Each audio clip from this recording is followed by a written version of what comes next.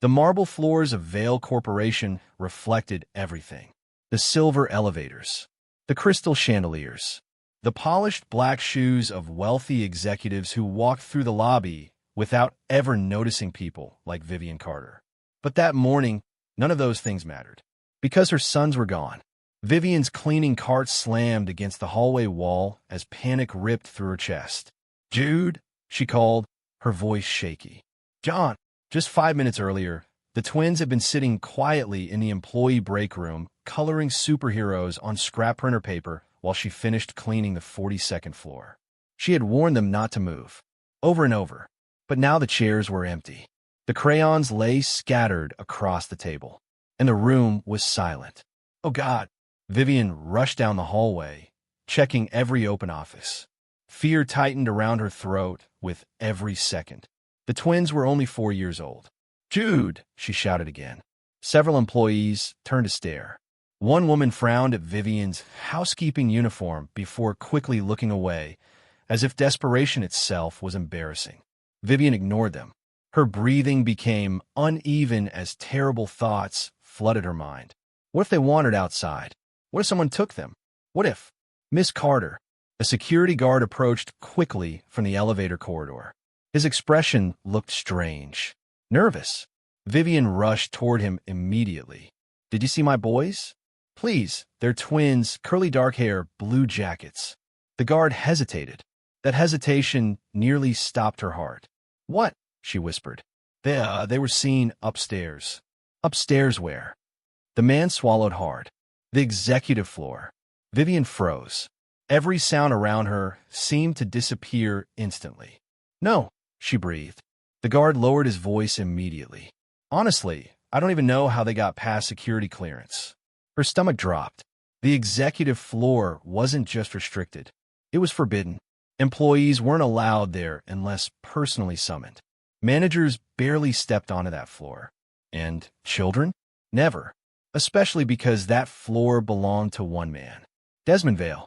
Even hearing his name made employees tense. America called him brilliant. The media called him the youngest billionaire CEO in New York. But inside Vale Corporation, workers called him something else. Cold. Vivian had seen him only twice in 3 years. Tall, perfectly dressed, expressionless. A man who fired people without raising his voice. A man who hated distractions, noise, emotion, weakness, children. Last winter, rumors spread that he terminated an executive during Christmas week simply because someone's toddler interrupted a virtual board meeting. Vivian didn't know if the story was true. She only knew one thing. If Jude and John had somehow wandered into Desmond Vale's private floor, everything could be over. Her job, the tiny, fragile life she had built for her boys. Fear burned through her body as she rushed toward the private elevator. "Ma'am," the guard warned quietly, "you shouldn't go up there without permission." But Vivian was already pressing the button repeatedly. The elevator doors slid open with terrifying slowness. Inside, polished steel walls reflected her panic back at her. She looked exhausted. Cheap housekeeping uniform, dark curls pulled into a rushed bun, tired brown eyes carrying years of struggle.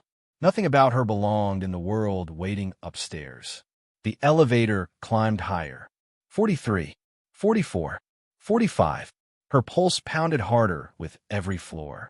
When the doors finally opened, silence greeted her.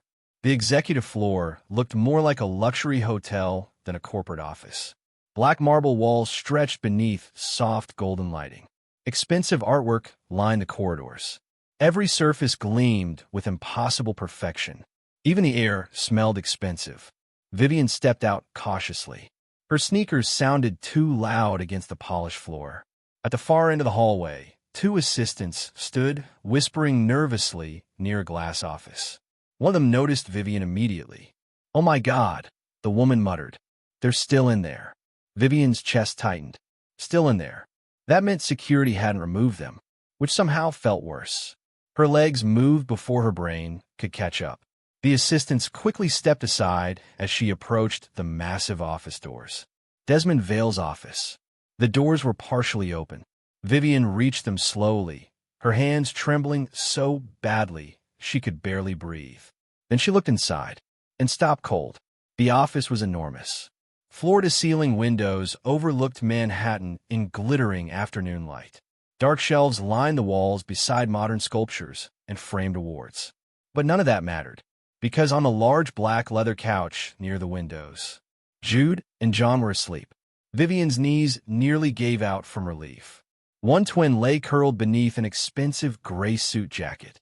The other rested against someone's side peacefully, tiny fingers wrapped around the sleeve of a crisp white dress shirt.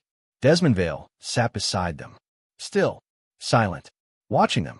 Vivian stared in disbelief. This wasn't possible. The man she had heard about for years, the ruthless billionaire who terrified entire boardrooms, was sitting motionless so he wouldn't wake two sleeping little boys. John shifted softly in his sleep. Desmond's eyes moved toward him automatically. Vivian's confusion deepened. "I'm so sorry," she whispered immediately, stepping inside. "I didn't know they left the break room. I swear they never bother anyone. Please don't fire me." Desmond didn't answer right away. The silence stretched painfully. Vivian noticed his face clearly for the first time. Sharp jawline, dark hair perfectly styled, cold gray eyes. But right now those eyes weren't focused on her. They were focused on the twins. More specifically, their faces. A strange tension entered the room. Desmond's expression shifted almost imperceptibly, like he was seeing something impossible. Slowly, carefully, he looked up at Vivian. For the first time since she entered, their eyes met fully. And suddenly, the temperature in the room seemed to drop. His gaze returned to the boys again, then to her. A long silence followed. Finally, Desmond stood. Jude stirred slightly, but remained asleep, still clutching the billionaire's sleeve. Desmond looked at the child's face one more time before speaking quietly. But the question he asked made Vivian's blood turn to ice. "Why?" he said slowly. "Do your sons have my brother's eyes?" Vivian forgot how to breathe. The question hung in the air like something alive. Heavy. Dangerous. Desmond Vale stood near the couch, his cold gray eyes fixed on the twins. Behind him, Manhattan glowed beneath the fading evening light, but inside the massive office, the silence felt unbearable. Vivian forced herself to speak. I don't know what you mean." Even she could hear how weak the lies sounded. Desmond didn't argue. He simply watched her with that calm, unreadable expression that terrified employees more than shouting ever could. On the couch, Jude stirred first. He blinked sleepily before spotting Vivian. "Mommy!" He sat up too fast, accidentally pulling Desmond's expensive suit jacket onto the floor. Beside him, John rubbed his eyes and yawned. Relief crashed through Vivian as she rushed toward them. "Oh my God, don't scare me like that again," she whispered. "I told you to stay in the break room." But the elevator opened, John explained innocently. "And it was shiny," Jude added proudly. Vivian closed her eyes briefly. Of course, that was enough reason for her sons to wander into a billionaire's private executive floor. "We were exploring," John announced. The twins finally looked up at Desmond properly. Neither child seemed remotely intimidated, which somehow made everything worse. Jude tilted his head curiously. "You're tall. Very tall," John agreed seriously. For the first time, something flickered across Desmond's face. Not quite amusement, but close enough to shock everyone standing outside the office doors. Rumors claimed Desmond Vale never smiled. Ever. Vivian quickly lowered her voice. "Boys, be polite." But Jude kept studying the billionaire thoughtfully. "You look grumpy." Vivian nearly stopped breathing. "Jude." But the child only pointed innocently, like a giant grizzly bear. "No," John corrected dramatically. "A grumpy giant." Silence swallowed the room. One assistant outside looked ready to faint. Vivian was certain this was the moment she lost her job. Instead, Desmond slowly folded his arms. "And what exactly is a grumpy giant?" he asked calmly. Jude smiled immediately, delighted by the question. "A giant who looks scary," he explained, "but maybe isn't." The room fell silent again. Then, unbelievably, the corner of Desmond's mouth lifted slightly. Not enough to call it a smile, but enough to leave everyone stunned. Vivian stared in disbelief. Two little boys covered in crayon dust had done what entire boardrooms couldn't. Desmond looked back at her. "You thought I would fire you." It wasn't a question. "Yes," she admitted carefully. "Why?" "Because you terrify everyone. Because people panic when your name appears in an email. Because rumors said you once fired a vice president during charity gala." But Vivian swallowed those thoughts. "You have a reputation," she said softly. Desmond didn't respond. He walked toward his desk while the twins watched him with fascination. Everything about him felt controlled, precise, like a man who never wasted words or emotions. Yet tonight, something about the boys had clearly unsettled him. He picked up a tablet and turned the screen toward her. Security footage. Vivian's stomach dropped. The video showed Jude and John wandering through the lobby laughing before stepping into the private elevator unnoticed. Another angle showed them arriving on the executive floor. Security guards moved immediately toward them, then suddenly stopped. One even stepped back. Desmond placed the tablet down. "I told them not to interfere." Her eyes widened. "You what?" "I saw them on the cameras." "Why?" His gaze shifted toward the twins again. John was spinning slowly in one of the leather chairs while Jude inspected a glass sculpture like it belonged in a museum. Desmond's expression darkened slightly. "Because I saw their faces." Fear crawled through Vivian instantly. Danger.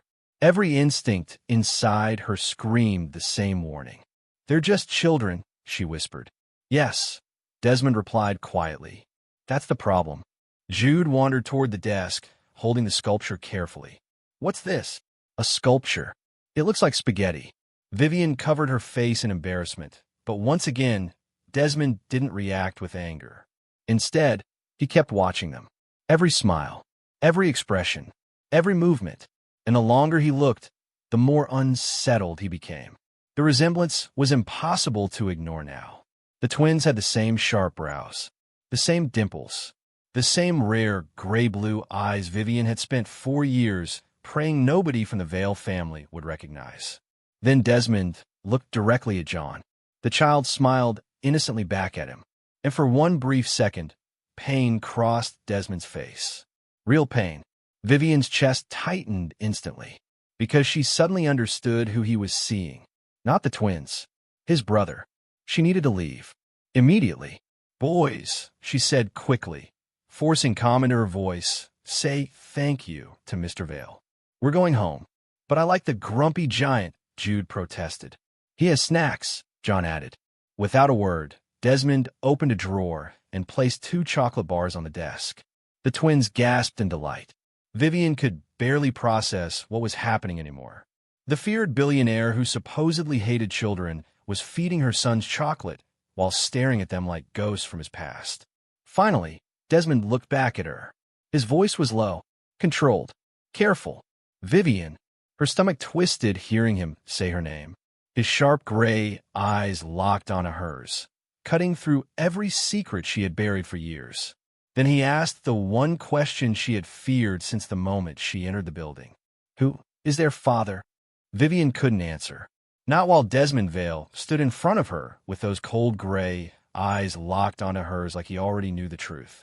Beside his desk, Jude and John happily unwrapped chocolate bars, completely unaware that their entire world was balancing on the edge of collapse.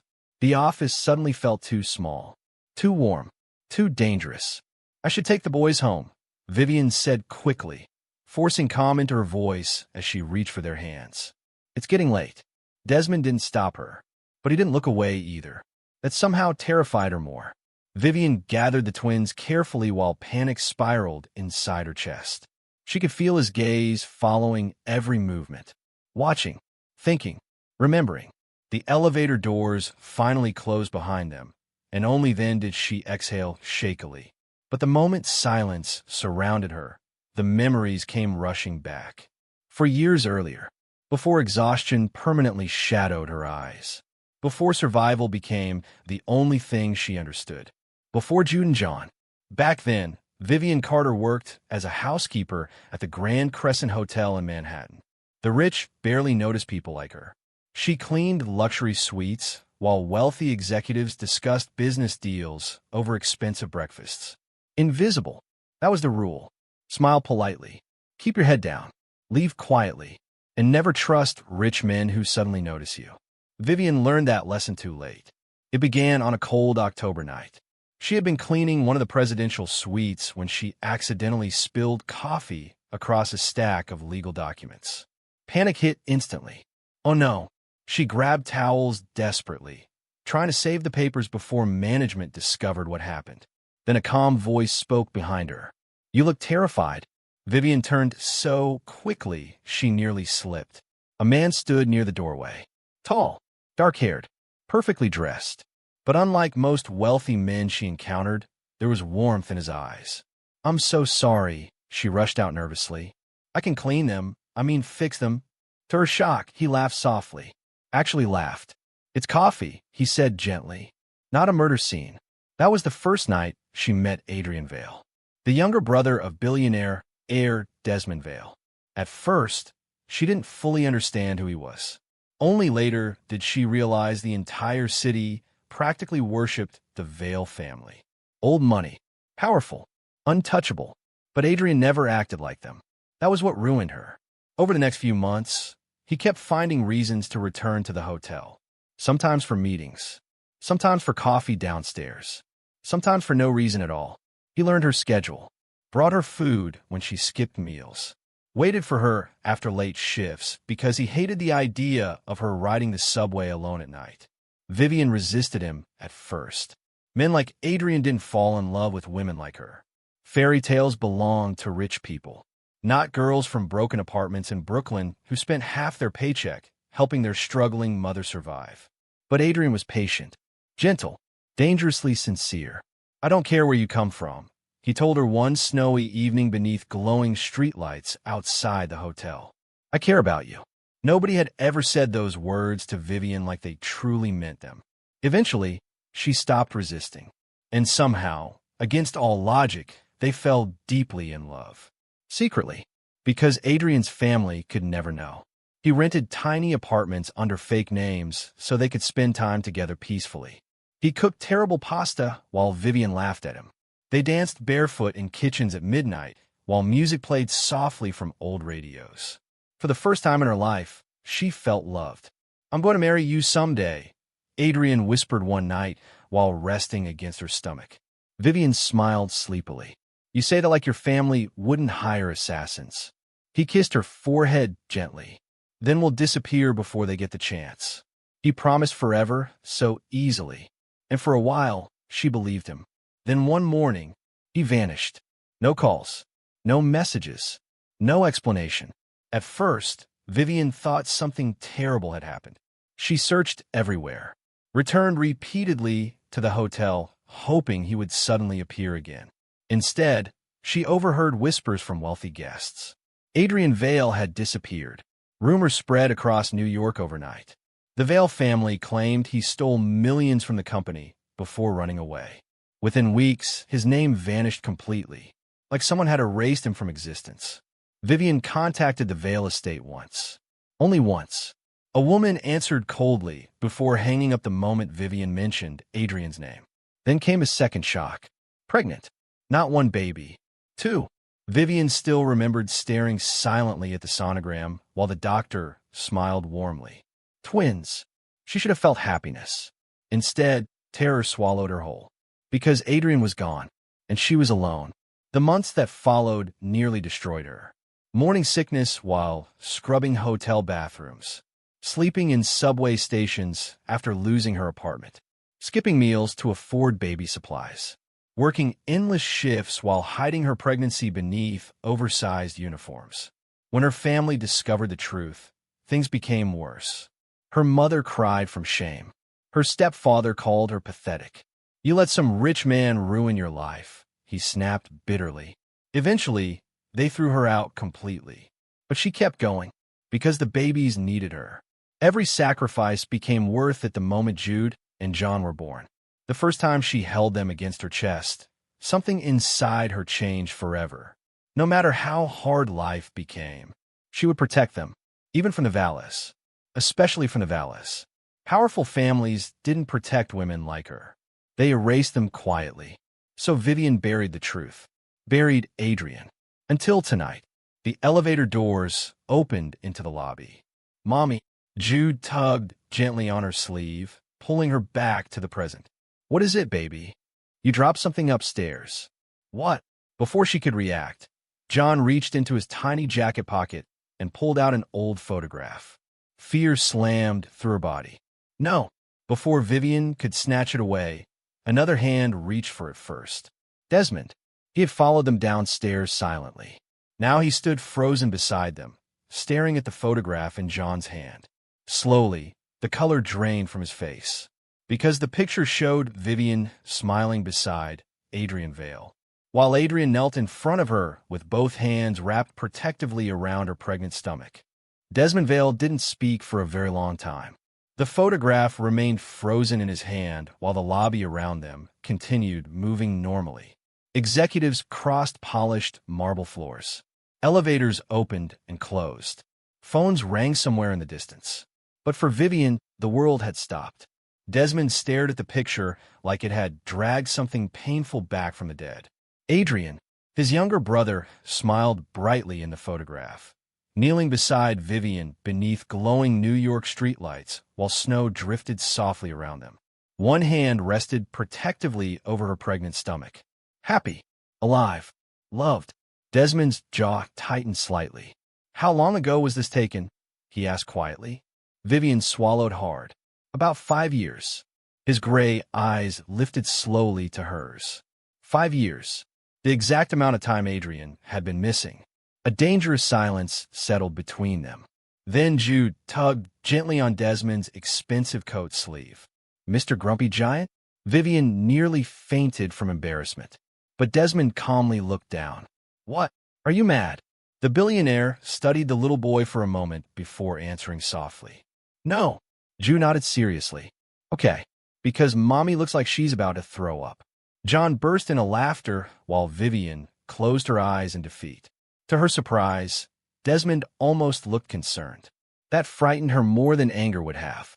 Finally, he handed the photograph back carefully. You should keep that somewhere safe. Vivian grabbed it quickly, sliding it into her purse with trembling hands. Every instinct inside her screamed to leave immediately. But before she could move, Desmond spoke again. Come with me tomorrow after your shift.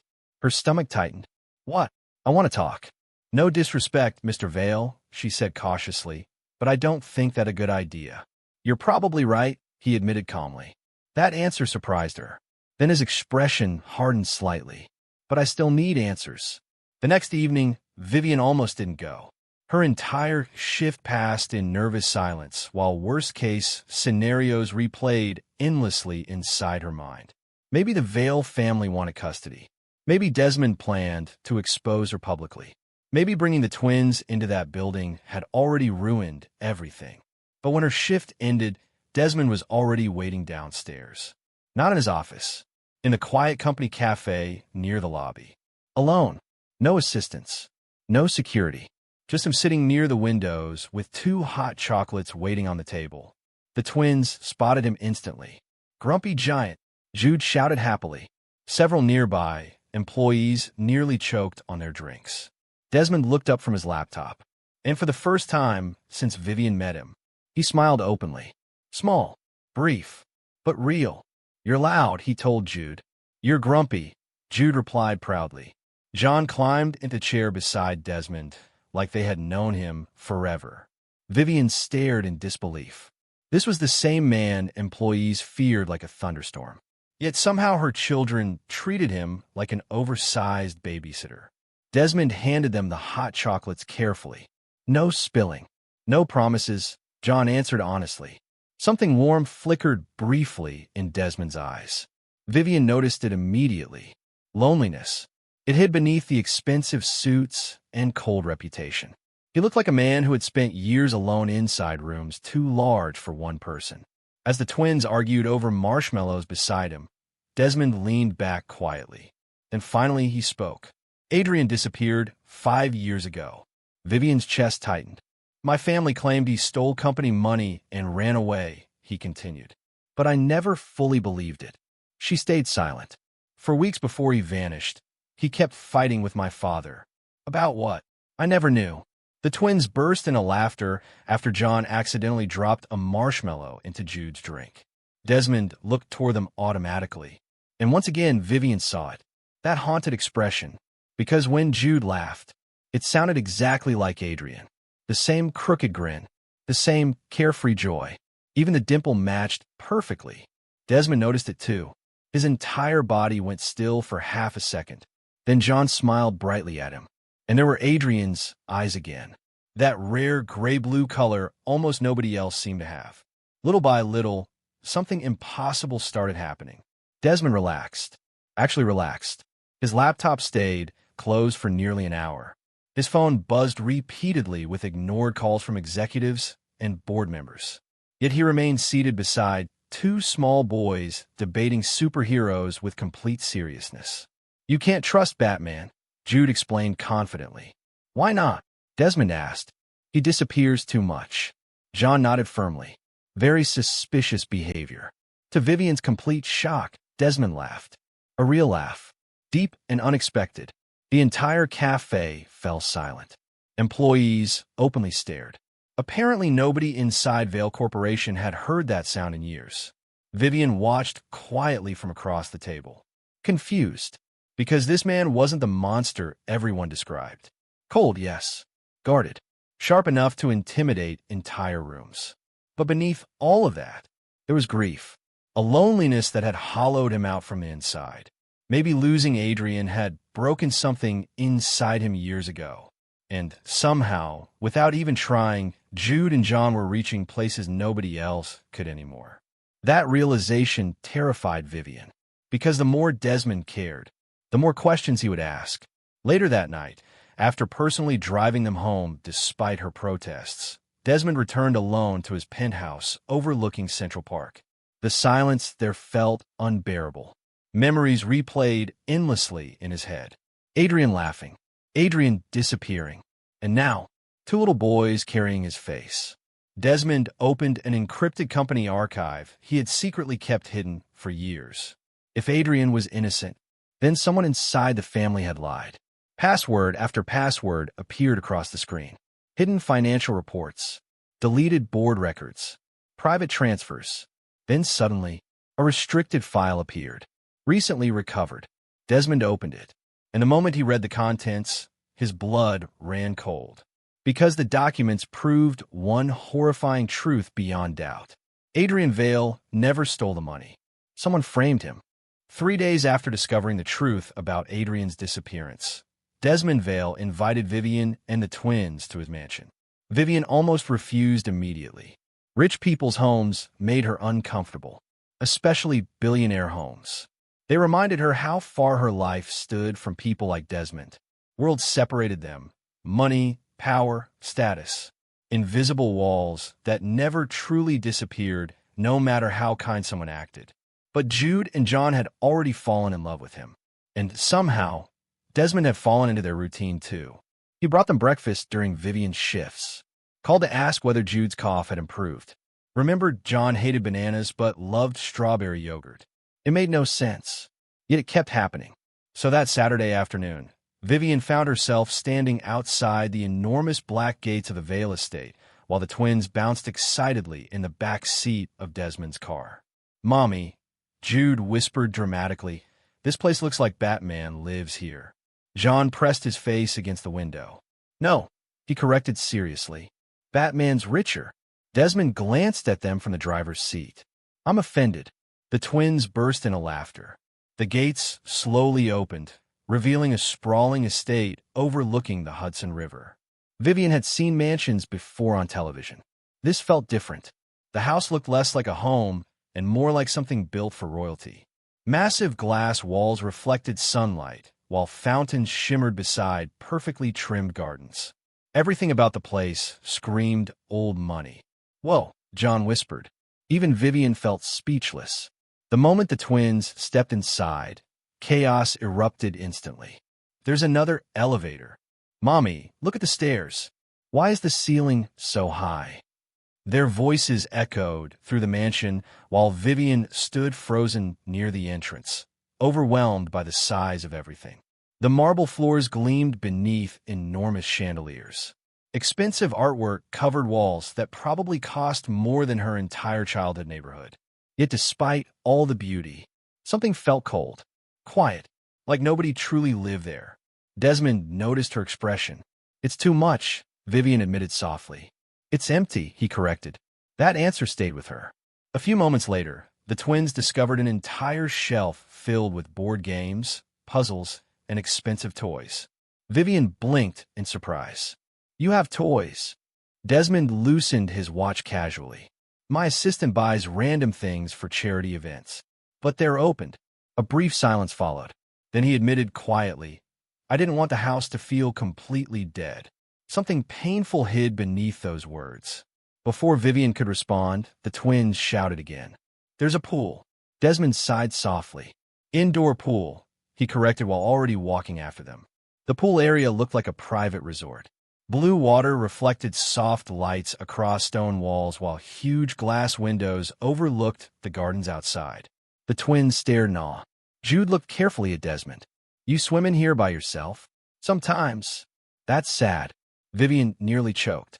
"Jude." But the child continued innocently. "Why do you live alone in such a sad house?"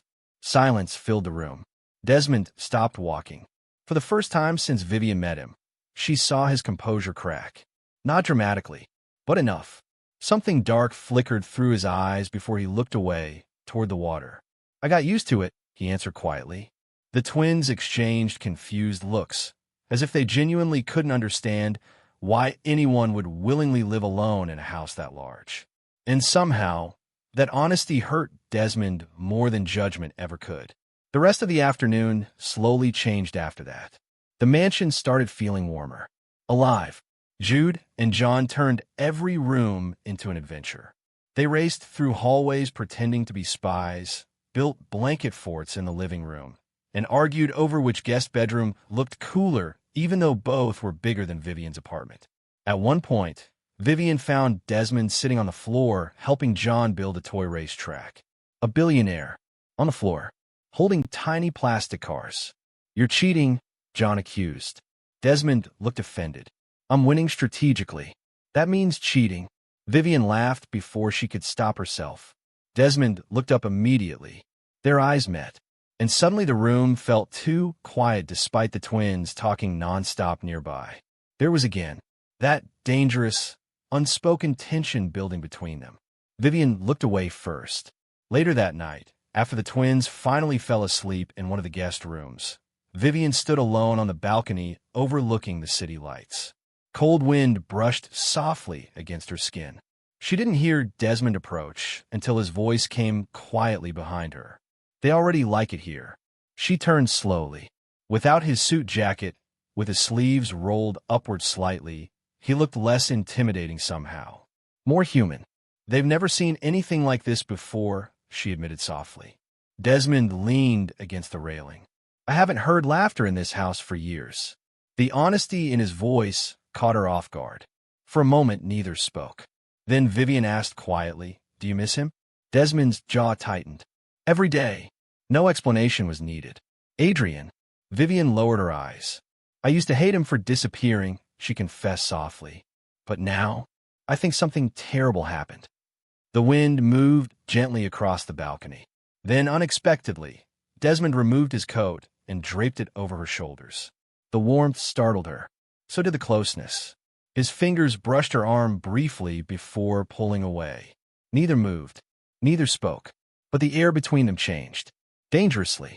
Then suddenly, a loud crash shattered the moment. The boys. Both rushed inside immediately. They found Jude standing beside a hallway cabinet, looking guilty, while John crouched beside something broken on the floor. "I didn't mean to break it," Jude whispered. Vivian exhaled in relief. "Only a picture frame." But as Desmond bent down to pick it up, his entire body froze. The photograph inside was old and faded. It showed a younger Desmond standing beside Adrian years ago. But someone had violently scratched Adrian's face completely out of the picture. Not damaged accidentally, destroyed intentionally. And judging from Desmond's expression, he had never seen it before. Desmond stared at the damaged photograph for a very long time. The mansion had gone silent again. Jude and John stood nearby, looking nervous while broken glass glittered across the hallway floor beneath the fallen frame. But Desmond barely noticed any of it. His eyes remained fixed on Adrian's destroyed face. Someone had deliberately scratched it out, erased him, just like the family had erased him from their lives. Vivian felt unease crawl through her chest. Desmond, he slowly bent down and picked up the photograph carefully. His jaw tightened as he examined the deep marks cutting through Adrian's image. "This picture used to hang in my father's office," he said quietly. Something in his voice changed. Colder, sharper. "Why would someone do that?" John asked softly. Desmond didn't answer, because deep down he already knew. Later that night, after the twins finally fell asleep, Desmond locked himself inside his private office. The damaged photograph sat beside the hidden files he had recovered days earlier. Numbers, transfers, forged approvals, deleted transactions. The deeper he investigated, the uglier the truth became. By 2 in the morning, rage burned beneath his calm expression. His father and his cousin, Victor Vale, they had stolen millions from the company for years through hidden offshore accounts. Adrian discovered everything, and instead of staying quiet, he tried exposing them. Desmond leaned back slowly, fury darkening his face. Suddenly, everything from 5 years ago made sense. The arguments, the tension, the screaming matches behind closed doors. Adrian hadn't been reckless. He had been desperate, trying to stop them. Desmond opened another recovered file. Surveillance authorization, Adrian Vale. His stomach tightened. Another file appeared. Travel restrictions. Then another. Non-disclosure enforcement. His blood ran cold. They hadn't just framed Adrian. They hunted him, silenced him, possibly worse. For the first time in years, Desmond completely lost control of his emotions. Everything Adrian lost. His future, Vivian, his children, all of it traced back to their own family. The next morning, Vivian noticed something wrong immediately when Desmond arrived at her apartment. He looked exhausted, not physically, emotionally, like he had discovered something that permanently changed him. The twins ran toward him instantly. Grumpy giant, Desmond automatically caught Jude as the little boy launched himself recklessly forward. But unlike usual, he barely smiled. Vivian noticed immediately. What happened? Desmond glanced toward the twins carefully before lowering his voice. "Can we talk privately?" Fear returned instantly. She followed him into the tiny kitchen while the boys argued loudly over cereal nearby. For a moment, Desmond said nothing. Then quietly, "Adrian never abandoned you." Vivian froze. The words hit harder than she expected. For years, she had forced herself to stop asking why. Why he disappeared. Why he never came back. Why he left her alone, carrying twins. Because believing he chose to leave hurt less than believing something terrible happened to him. Desmond's voice softened slightly. He discovered financial crimes inside the company. My father and Victor framed him instead. Vivian slowly covered her mouth. "No, I found the records myself." Tears immediately burned her eyes. Every lonely night, every moment of humiliation, every time she cried herself to sleep, wondering why Adrian stopped loving her. None of it had been real. "He tried to come back to you," Desmond continued quietly. "I'm almost certain of it." Vivian turned away as emotion overwhelmed her. Because part of her had never stopped loving Adrian. And now the grief returned all at once. Bigger, sharper, crueler. Desmond stepped closer, not touching, just there, steady, protective. "You survived something impossible," he said softly. Vivian laughed bitterly through tears. Barely. His gaze shifted toward the twins in the other room. Jude was helping John pour cereal and failing catastrophically. Milk covered half the counter. Desmond almost smiled. Then his phone rang.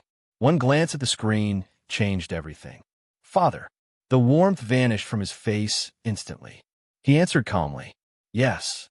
Even from across the kitchen, Vivian could hear the cold voice on the other end. "You need to come home immediately." Desmond's expression hardened. "No." A dangerous silence followed before another voice entered the call. Victor, smooth and manipulative. "We hear Adrian left behind children." Vivian's blood ran cold. Desmond's eyes lifted toward her immediately. "How did you hear that?" he asked quietly. "People talk," Victor replied, "especially when little boys with veil eyes suddenly appear inside company headquarters." Fear tightened around Vivian's chest. Desmond's father spoke again. "You will stay away from that woman immediately." Desmond's jaw tightened. "She has a name. I don't care what her name is."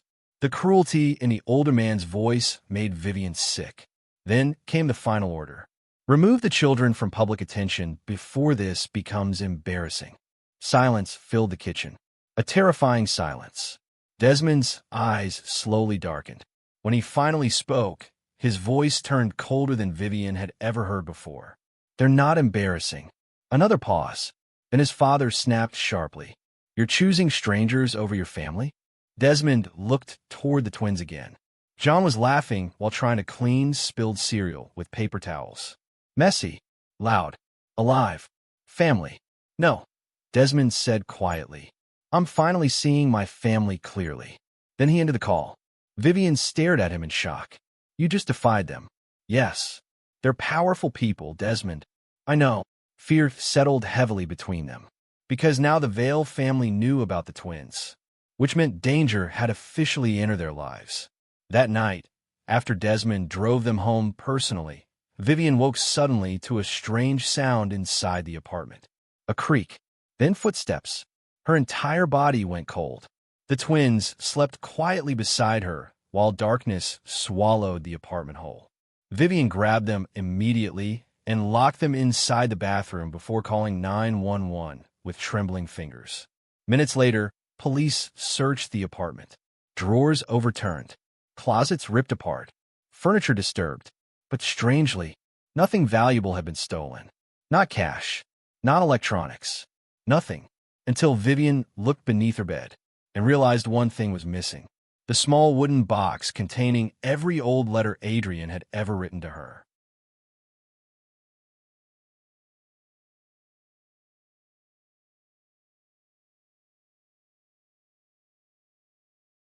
Vivian barely slept after the break-in. Every small sound outside the apartment made her heart jump. Every passing car, light across the curtains felt threatening. She kept Jude and John close beside her all night while police officers searched the apartment, asking questions nobody could answer. Why would intruders steal only old letters? Why ignore everything valuable? Deep down, Vivian already knew. The letters mattered because Adrian mattered. And if someone was still trying to erase him after 5 years, then this nightmare was far from over. The next morning, Desmond arrived before sunrise. The moment he saw the damaged apartment, something cold settled across his face permanently. The twins ran straight into his arms. "Bad guys came," Jude whispered sleepily. Desmond held both boys tightly, his jaw clenched hard enough to hurt. "I know." Vivian stood nearby exhausted, wearing one of her oversized sweaters. Her eyes were swollen from crying. Desmond looked at her carefully. "You're coming with me." She shook her head immediately. "Desmond, this isn't safe anymore." The tone in his voice left no room for argument. An hour later, Vivian and the twins sat inside Desmond's penthouse overlooking Central Park while private security quietly moved through the building downstairs. The apartment was breathtaking, modern, massive. Glass walls overlooked the skyline, while soft morning light spilled across dark wooden floors. But unlike the mansion, this place actually felt lived in. Coffee mugs sat beside the sink. Books remained open on tables. A piano rested near the windows. Lonely still, but not empty. Jude and John immediately claimed the living room carpet as their new playground, while Vivian stood near the windows, feeling overwhelmed. Desmond approached quietly beside her. "You okay?" "No," she admitted honestly. For once, she was too exhausted to pretend. Desmond nodded slightly, almost like he respected honesty more than reassurance. Then his phone vibrated. "Excuse me." Vivian watched him disappear into his office down the hallway. Inside, a sealed medical envelope waited on his desk. DNA results. Desmond stared at it for several seconds before opening it slowly. He already knew the truth. He had known from the moment Jude laughed for the first time, from a moment John looked at him with Adrian's eyes. Still, seeing it written made his chest tighten painfully. Paternity confirmed. Adrian Vale was the biological father of Jude and John Carter. Desmond leaned back heavily in his chair. The twins were Vallis, his brother's sons, his family. Emotion hit unexpectedly hard. Adrian had children, real children, little boys who laughed too loudly and called him Grumpy Giant. Little boys who somehow brought life back into rooms Desmond stopped feeling years ago. But another file beneath the DNA report caught his attention. Recovered surveillance analysis. Desmond frowned and opened it. Then his blood ran cold. The report contained airport security records from 5 years earlier. Adrian had attempted to board a flight to Chicago under an alias the same week he disappeared. But according to the attached notes, someone intercepted him before departure. Private security connected to Vale Holdings. Desmond sat upright instantly. Another document appeared. Witness report. Male matching Adrian Vale seen at restricted medical facility in Vermont, 18 months after disappearance. His pulse pounded harder. Alive. There was a chance Adrian never escaped. A chance someone had hidden him all these years. The office door opened quietly. Vivian stepped inside. I didn't know you were busy. Desmond looked up slowly. Something in his expression made her stomach tighten immediately. What happened? Without speaking, he handed her the DNA report. Vivian's hands trembled as she read it. Tears instantly filled her eyes. Adrian, confirmed. Every doubt she buried for years suddenly shattered. Jude and John weren't just carrying Adrian's smile. They were his sons. Her legs weakened slightly, and she dropped into the chair nearby. Oh my God! Desmond crouched beside her carefully. There's more. When he explained the recovered reports, Vivian completely broke apart. Not loud sobbing, not dramatic crying. Worse, silent heartbreak. Years of pain collapsing inward all at once. He tried to come back, she whispered brokenly. Desmond nodded once. He never abandoned you willingly. Vivian covered her mouth as tears streamed down her face. All those nights waiting beside windows. All those birthdays explaining why the twins didn't have a father. All those moments forcing herself to hate Adrian just enough to survive losing him. None of it had been true. Someone stole him from them. Desmond's expression softened as he watched her cry. For a moment, he looked torn between restraint and instinct. Then quietly, carefully, he reached for her hand. Vivian froze slightly at the warmth of his fingers around hers. Steady, gentle, safe. Desmond rarely touched anyone. Yet touching her felt natural now. I'm sorry, he said quietly. Vivian shook her head through tears. You didn't do this. My family did. The guilt in his voice was heavy. Real. Outside the office, the twins laughed loudly at cartoons playing in the living room. Life continuing. Warm. Normal. For the first time in years, hope entered Vivian's chest. Fragile but real. Maybe Adrian was alive. Maybe this nightmare could still end differently. Desmond squeezed her hand once before speaking quietly. Nobody hurts you or those boys again. The promise settled deeply between them. Personal. Protective. And Vivian believed him. For the first time in years, she felt safe. Then suddenly, Desmond's phone buzzed sharply against the desk. Unknown number. His expression hardened instantly. He answered without speaking. For several seconds, only silence came through the line. Then a distorted male voice whispered, "If you want your brother alive." Desmond stood immediately. Vivian's heartbeat stopped. The voice continued coldly. "Stop searching." Then the call disconnected. After the phone call, everything changed. Desmond doubled security around the penthouse immediately. Private guards monitored every entrance. Black SUVs waited downstairs 24 hours a day. Jude and John were no longer allowed outside alone, not even to the private park attached to the building. At first, the twins thought it was exciting. "Are we famous now?" Jude asked while watching security guards scan the hallway. "Maybe we're secret agents." Desmond looked up from his laptop. "You're definitely too loud to be secret agents." The twins burst into laughter. Vivian watched quietly from the kitchen island while something warm and dangerous tightened inside her chest.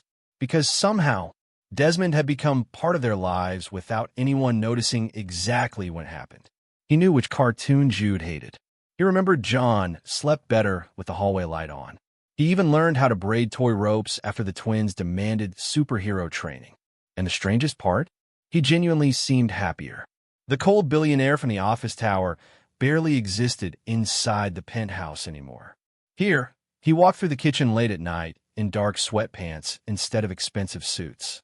He listened patiently while the twins explained impossible stories about dinosaurs fighting ninjas. Sometimes Vivian caught him smiling at them for no reason at all, like he still couldn't believe they were real. One rainy evening, she found him asleep on the living room couch. Jude sprawled across his chest. John curled against his side. The television played softly while Manhattan glowed through the towering windows. Vivian stopped walking. Something about the sight hurt her heart unexpectedly. Because the man who once lived alone inside giant empty houses now looked peaceful for the first time. Like family fit him naturally. Desmond stirred slightly and opened his eyes. For a moment, neither spoke. Rain tapped softly against the windows. The twins slept soundly against him. Then quietly, almost embarrassed, Desmond admitted. They fell asleep during the movie. Vivian smiled faintly. I can see that. His eyes held hers longer than they should have. And suddenly the room felt smaller. Vivian looked away first, because every passing day made things more complicated. She wasn't supposed to notice how instinctively Desmond protected them. Wasn't supposed to feel safe when he stood nearby. Wasn't supposed to wonder what his hands would feel like against her face instead of just holding hers during moments of fear. Worst of all, she wasn't supposed to forget Adrian when she looked at him. But sometimes she did, and the guilt nearly destroyed her. A few days later, the twins created a brand new problem. Uncle D. Desmond looked up from the dining table as both boys ran toward him carrying toy swords. Vivian blinked. Uncle D. John nodded proudly. It's your nickname now. Desmond leaned back slowly. I didn't approve this. Too late, Jude announced. You've been adopted. Vivian burst into laughter before covering her mouth. Desmond stared at the twins with fake annoyance, but his eyes softened immediately. Fine, he muttered, but no superhero training before breakfast. The twins cheered like they had won a court case. Later that night, after the boys finally fell asleep, Vivian stood alone in the kitchen making tea. Desmond entered quietly moments later. Neither spoke at first. These late-night silences between them had become dangerous lately. Too comfortable, too intimate. He loosened the top buttons of his shirt tiredly while she poured hot water into 2 mugs automatically. Domestic. The realization unsettled her. Desmond accepted the tea softly. Thank you. Their fingers brushed briefly. Electricity moved instantly between them. Vivian stepped back too quickly. Desmond noticed. Of course he noticed. You're avoiding me, he said quietly. Her pulse quickened. I'm trying to be careful. What? She looked at him then. Really looked. The man standing across from her wasn't cold anymore. That made everything harder. Because this is complicated, she whispered. Understanding darkened his expression immediately. Adrian, the unspoken name between them. Desmond lowered his eyes briefly. He was my brother. I loved him, she admitted softly. I know. Silence settled heavily between them. Then Desmond stepped closer slowly. Not enough to touch her.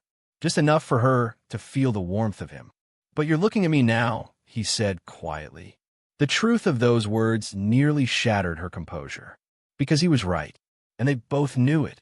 Vivian's breathing became uneven. Every instinct told her to move away. Instead, she stayed frozen beneath the soft kitchen lights while tension wrapped around them completely.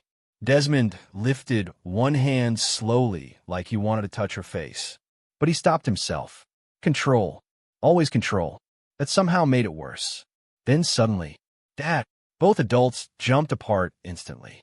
John stood half asleep near the hallway, rubbing his eyes. The silence that followed was catastrophic. The little boy blinked in confusion. Then realization hit him.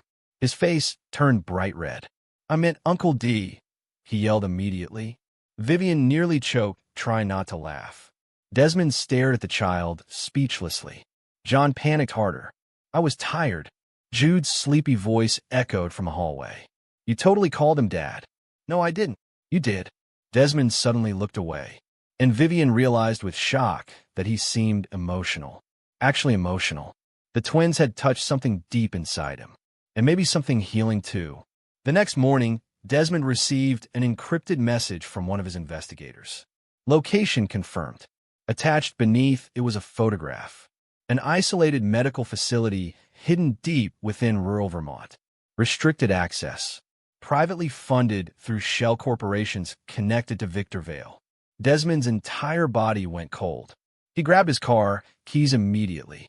Where are you going? Vivian asked nervously. Desmond looked at her carefully. Hope and fear battled visibly inside his eyes. I think I found Adrian. Hours later, rain poured heavily across empty mountain roads as Desmond's black SUV climbed toward the remote facility hidden between dense forests. Armed security surrounded the property. Floodlights cut through the darkness. Desmond stepped out slowly, his heartbeat pounding violently.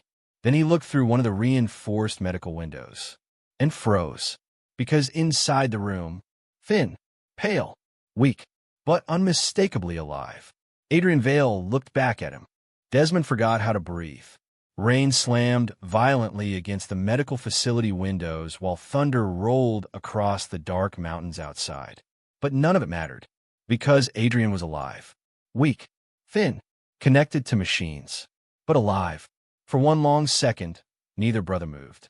Then Adrian slowly stood from the chair beside the hospital bed, his body visibly fragile beneath gray sweats and a loose sweater. His face had changed. The bright, carefree man from old photographs was gone. Pain had aged him. Isolation had hollowed him. But his eyes, they were still Adrian's. Desmond stepped inside the room slowly. What did they do to you? He whispered. Adrian laughed weakly. Good to see you too. Emotion hit Desmond so hard it almost hurt. 5 years. 5 years believing his brother abandoned everyone. 5 years believing lies. And now the truth stood trembling right in front of him. Desmond grabbed him suddenly, pulling him into a fierce embrace. Adrian froze in shock before hugging him back weakly. Neither spoke. Neither needed to. The silence carried years of grief. Eventually Adrian pulled away carefully. You shouldn't have come here. Desmond stared at him in disbelief. You think I was going to stop looking? Adrian lowered his eyes. I hoped you would. The words shattered something inside Desmond. Hours later, after private doctors secretly transported Adrian out of Vermont, the full truth finally emerged inside Desmond's penthouse. Vivian stood frozen near the living room, while Adrian sat quietly across from her. Alive, the man she mourned for years, the father of her children. For a moment, neither moved. Then Vivian crossed the room so fast she nearly stumbled. You idiot, she whispered brokenly before collapsing into tears against him. Adrian held her carefully while emotion overwhelmed both of them. I'm sorry, he whispered repeatedly. I tried to come back. And finally, he told them everything. Desmond's father discovered the financial crimes years earlier. Victor wanted Adrian permanently silenced before he exposed them publicly. When Adrian refused to stay quiet, they framed him for stealing company money. Then they intercepted him before he could return to Vivian. They threatened her, Adrian admitted weakly. Threatened the babies too. Vivian covered her mouth in horror. So you disappeared? I thought staying away would keep you safe. Desmond's jaw tightened violently. His own family destroyed Adrian's life. Destroyed all of them. And they would have continued if the twins hadn't accidentally wandered onto the executive floor. The realization made him sick. But there was worse news. Much worse. Later that night, one of the doctors pulled Desmond aside privately. Adrian's condition wasn't temporary. Years of untreated illness, isolation, and medical abuse inside the facility had permanently damaged his body. Terminally, Desmond stood silently in the hallway while the doctor spoke. His brother was dying. By morning, rage replaced grief. Desmond Vale did what powerful men feared most. He told the truth publicly. Within 48 hours, leaked financial records exploded across every major news network in America. Internal company files exposed decades of fraud, blackmail, corruption, and illegal accounts tied directly to his father and Victor. The media frenzy became unstoppable. Shareholders panicked. Federal investigators raided Vail Holdings. Desmond personally stood before cameras and announced his resignation from the family board, while publicly naming those responsible. His father called him a traitor. Desmond didn't care, because for the first time in his life, he chose people over power, and he never regretted it. The weeks afterward passed painfully fast. Adrian grew weaker every day, but for the first time in years, he wasn't alone. He spent mornings with Jude and John building toy cities across the penthouse floor. He watched movies beside Vivian again. He laughed with Desmond late at night, like they were boys instead of broken men carrying too much history. And slowly, the penthouse stopped feeling haunted. It became a home. One quiet evening near sunset, Adrian asked Desmond to meet him privately on the balcony. The city glowed gold beneath them. For a while, neither brother spoke. Then Adrian smiled faintly. "You love her." Desmond froze slightly. Adrian laughed weakly. "You were always terrible at hiding emotions." Guilt hit instantly. This wasn't supposed to happen. "I know." Desmond looked away. "He was your family," Adrian said softly. "And now they are yours too." Emotion tightened painfully inside Desmond's chest. Adrian coughed hard before continuing quietly. "Take care of them for me." Desmond's eyes finally met his brother's again, and silently, he nodded. Adrian passed away 3 days later. Peacefully, Vivian held one of his hands. Desmond held the other, and the twins slept quietly nearby after Adrian kissed their foreheads one final time. The grief nearly broke them, but love held them together. Months later, spring returned to New York. The mansion no longer felt cold. Laughter filled the hallways constantly now. Toy cars appeared beneath expensive furniture. Crayon drawings covered refrigerator doors. Jude and John transformed every quiet room into chaos within minutes. And somehow, Desmond loved every second of it. Vivian returned to college part-time to pursue the business degree she once gave up years ago. Desmond supported her without hesitation, proudly attending presentations just to embarrass her with flowers afterward. At night, they sat together on the balcony while the twins slept upstairs. No more secrets, no more fear, just healing. One evening, Desmond tucked Jude and John in a bed after an exhausting superhero argument involving dinosaurs and astronauts. "Uncle D," John whispered sleepily. Desmond smiled softly. "Yeah." The little boy looked around the giant, warm bedroom quietly, then toward the hallway where Vivian laughed downstairs. Finally, he whispered, "We're not poor anymore." Desmond's chest tightened. John smiled softly before adding, "We're home." And for the first time in his life, Desmond Vail truly understood what that word meant. If this story touched your heart, don't forget to like, comment, and subscribe for more emotional billionaire love stories with drama, mystery, heartbreak, and happy endings. Red Heart.